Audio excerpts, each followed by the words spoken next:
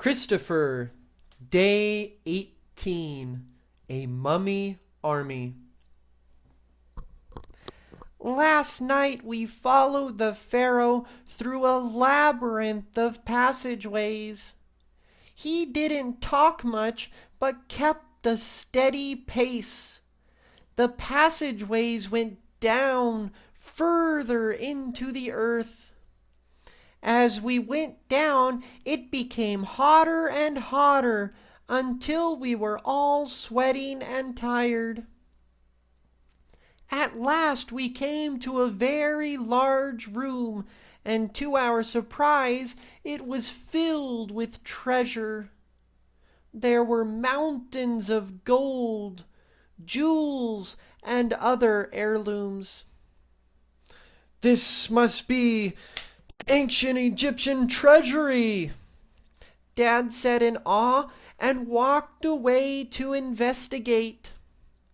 We looked around the room and saw that in addition to the mountains of gold, there were also countless tombs where the dead were resting. At the front of the great hall, there was a long stair, and at the top, a golden throne. "There is my throne," the Pharaoh said. Then we heard an evil laugh and a voice speak. "Ha ha ha! You mean it was your throne?" It said. "Now the throne, the treasure, and an immortal life are all mine." Mr. Green appeared from behind the throne, holding the emerald tree. He was still wearing his exercise clothes, but now, instead of a sweatband, he was wearing a golden crown. He looked down at us with malice in his eyes and said, "I am the Pharaoh now. Soon all the people of the world will be my slaves. There will be no more pizza, no more hamburgers, no more junk food or fun. The people of Earth will eat only vegetables from now on." The Pharaoh replied, "A crown does not make you wise or powerful, Mr. Green, and you are neither. No one will follow you." Mr. Green laughed again. "Maybe they will not follow me, but they will follow them."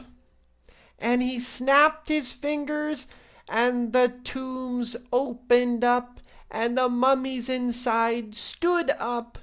They gathered together and walked slowly toward us with outstretched arms. "This is my army." "Ha ha ha ha!" laughed Mr. Green.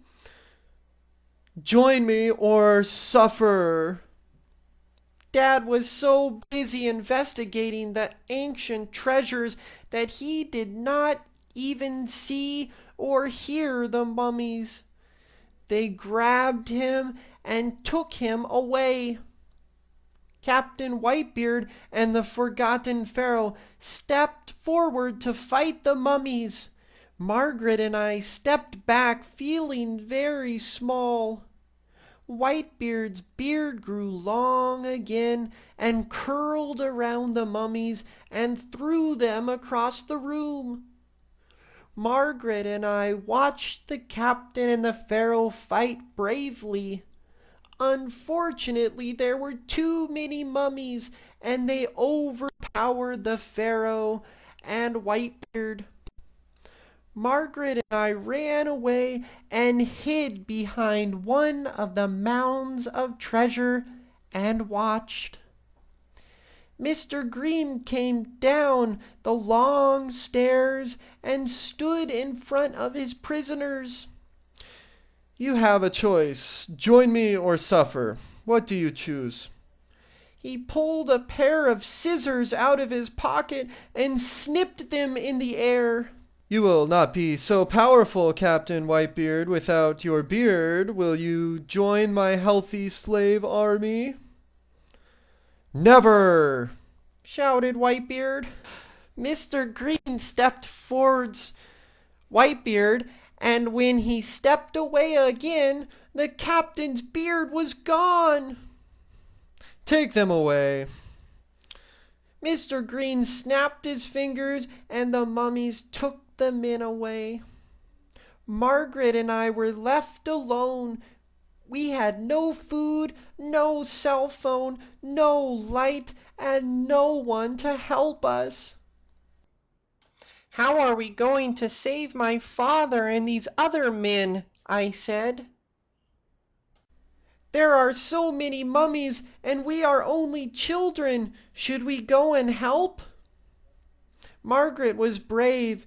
She was not going to leave these men to suffer.